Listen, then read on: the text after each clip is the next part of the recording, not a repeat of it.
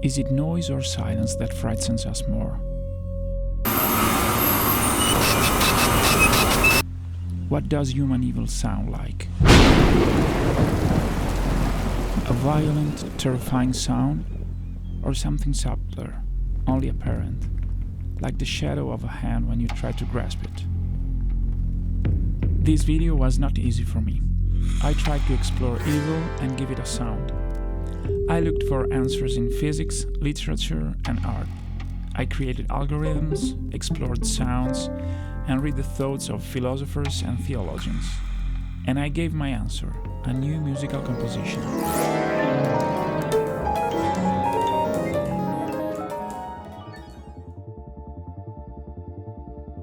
In the last episodes, I witnessed the birth of the butterfly Ku and watched it take flight over Solaria. But every journey, sooner or later, encounters a storm. Ku is flying above the island and feels the wind rising, a wind that is not normal. It begins to rain. And there is something unsettling.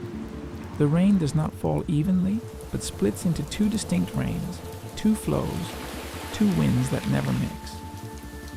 Musically, I recreated this scene as two separate scales, 5 white keys of the piano on one side and the black keys on the other, like two worlds that never touch. The rain and the wind which weigh down and bend the butterfly's wings might suggest the evil of nature, an evil that does not depend on us,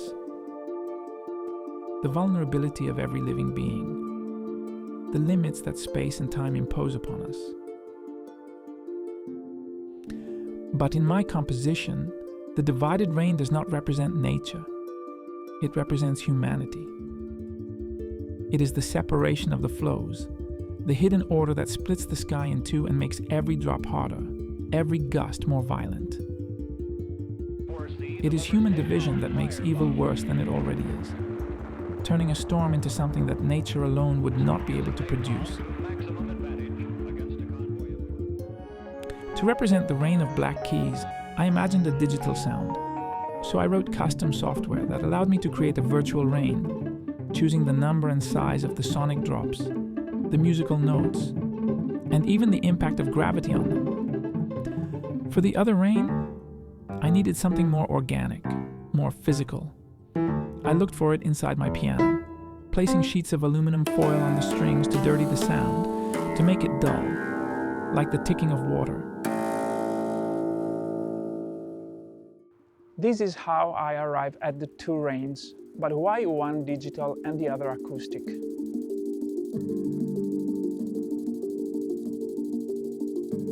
The answer lies in what is happening on Solaria.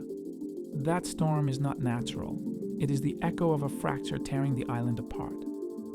On one side stands the Northern Alliance, led by Axia, the nation of pure science. From the white citadel of Nexus, scientists look at the world as if it were an equation to be solved. For them, truth is a Platonic idea, clean and abstract, exactly like rain generated by a computer. Opposing this vision is the acoustic rain, rough and material, made of aluminum foil, adhesive tape, fingers, and strings. It is the voice of the Southern League, the Southern Front led by Technos, Axia's opposite. Technos is the land of technique, of making, of energy in action. And its stronghold is Yantra, a city where what matters is not theory, but action, engineering, the machine. The war of Solaria is therefore a war between concept and object, between those who believe they can explain the universe without getting their hands dirty, and those who believe they can build it without ever lifting their eyes to the sky. My contrast between the two pentatonic scales thus reflects the idea of human evil as a lack of relationship. The inhabitants of Solaria chose to retreat into their own limited consonance, made of white or black notes, and this inevitably led them into conflict. Overwhelmed by dissonance, unable to sustain its tension and transform it into a relationship, They ultimately renounce that imperfect yet fertile fusion that arises when distant notes and distant worlds are allowed to mingle. But while I was working on this music, I realized that my thoughts kept returning to the same place, to a question that no harmonic structure could absorb. In the end, the great questions about the nature of the cosmos, the origin of the universe, and the laws that govern it are utterly irrelevant compared to the one great question that each of us will face sooner or later. The only question we will always ask, and that will never have an answer. What meaning does innocent suffering have? The suffering of children, for example, victims of war or of indifference. Käthe Kollwitz carved this question into the body of a mother, holding her dead child, an image that is not merely symbolic. In 1914, she watched her 18-year-old son Peter leave as a volunteer for war and die after just 10 days in a trench battle. From that moment on, her art was no longer representation, but an attempt to transfigure pain, to lift it and carry it into a space where it could at least be looked at without destroying. Fyodor Dostoevsky carried the same wound. He lost his 3-year-old son when he was 56. He speaks of it indirectly in The Brothers Karamazov, when Ivan violently rejects the idea of a cosmos that could justify the torment of children. The gesture of these artists moves me deeply. It is a profoundly human gesture, transforming tragedy into beauty, not to make it beautiful, but to save it from absurdity, to keep it from falling into nothingness. Art can do nothing but sublimate pain and move it into the infinite, simply because here on Earth there is no longer any place for it. I too feel the need to perform the same gesture, to transform this question into music and to find some way to reveal its answer. At first, in addition to the two rains, I also wanted to portray two winds musically. To recreate the acoustic wind, I had planned to use real wind. I prepared contact microphones and experimented a bit with an Aeolian guitar, but nature decided otherwise. No wind. For days. So I applied paper tape to my piano to isolate only certain white keys and play them directly on the strings, both with my fingers and with brushes and other kinds of beaters. For the digital wind, I then created automations in Ableton Live, shaping ascending and descending gusts of notes and assigning them to various synthesizers. The piece that emerged is titled Wind and Rain. Here it is.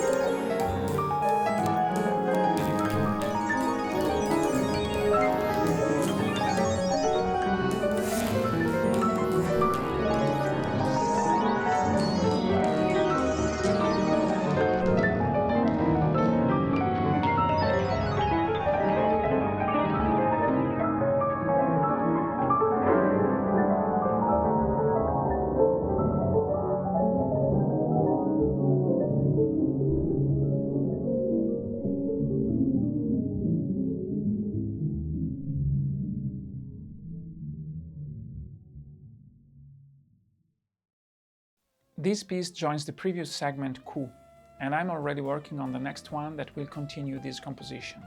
If you want to dive deeper into my creative process, you can explore the links I've left in the description, where you can download all the audio materials, images, scores, diagrams, and everything else.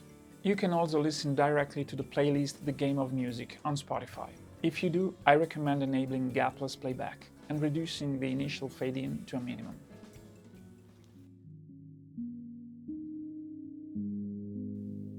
While I was trying to layer the two sound flows, I kept thinking about the dissonance they created. On Solaria, this division becomes a war. In music instead, friction has always been a force of transformation. As I said in the first episode, in the Middle Ages, certain notes were called diabolus in musica, an evil, a mistake to be avoided. And yet, without them, music would have remained static. It is precisely tension, dissonance that has allowed music to grow and give birth to new styles and new forms of beauty. But this idea of evil as something necessary for development is not enough for me to explain innocent suffering. That remains entirely unacceptable.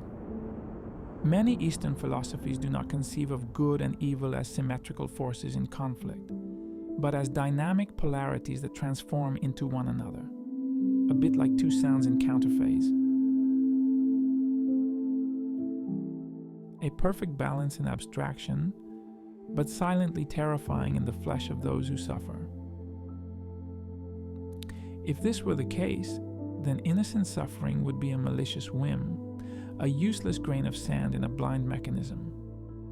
And this idea contradicts my very nature as a person, my identity. If evil were truly so natural, then when encountering it I should feel at ease. But I do not. There is a thought by Teilhard de Chardin that struck me deeply while I was working on this piece. He suggests that evil is something like the shadow of freedom. In this view, evil is not an autonomous force, but a loss of relationship, a deviation. This idea somewhat resembles the Coriolis force, a force that drives devastating hurricanes and typhoons, yet does not truly exist. Coriolis arises because the air continues to move in a straight line, while the earth rotates beneath it. And so the clouds bend, storms begin to spin, and the great currents change direction, even though nothing is actually being pushed sideways. It is simply a deviation caused by a misalignment between the earth and the sky. And I think the same happens to us when we ignore the one movement that sustains everything. Even our will, in its search for happiness, ends up the wrong places when it forgets that movement which Dante Alighieri described in the very last line of the Divine Comedy, the love that moves the sun and the other stars. It is then up to us to decide whether this movement comes from God or from chance. But the question remains, is evil truly necessary? According to Teilhard de Chardin's thought, no tear will be lost. It is as if the suffering of those children were the price of our spiritual evolution. It is a very evocative idea, and I would say a deeply wrong one, because no evil is useful for anything. Evil is and will always remain useless. It is an avoidable deviation, a pointless possibility. The opposite is true of good, of every small or great good, which alone is capable of transforming humanity, of guiding it toward its destination, its fulfillment. So yes, it is true, no tear will be lost, no tear of joy.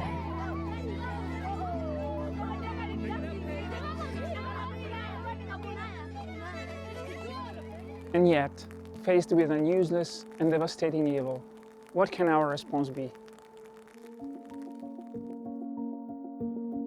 Ku, my guiding butterfly, does not fight. A butterfly cannot fight a hurricane.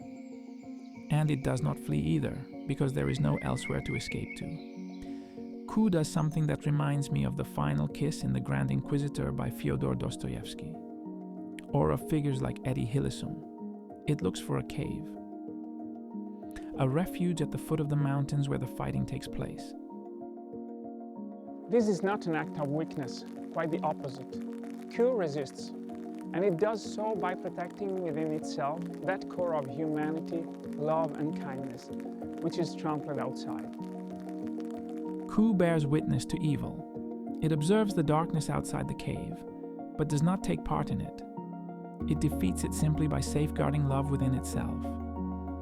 This is the answer of silent love, an answer that shows me how fragility can be a revolutionary force.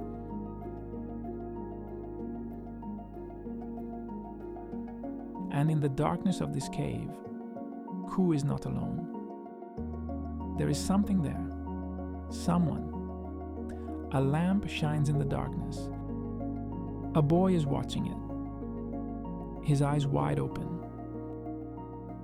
If this journey between code and soul has touched you, and if you too sometimes feel caught under a divided rein, leave a like and subscribe to the channel to discover the new composition and the rest of the story. Thank you for flying with me this far. Until next time.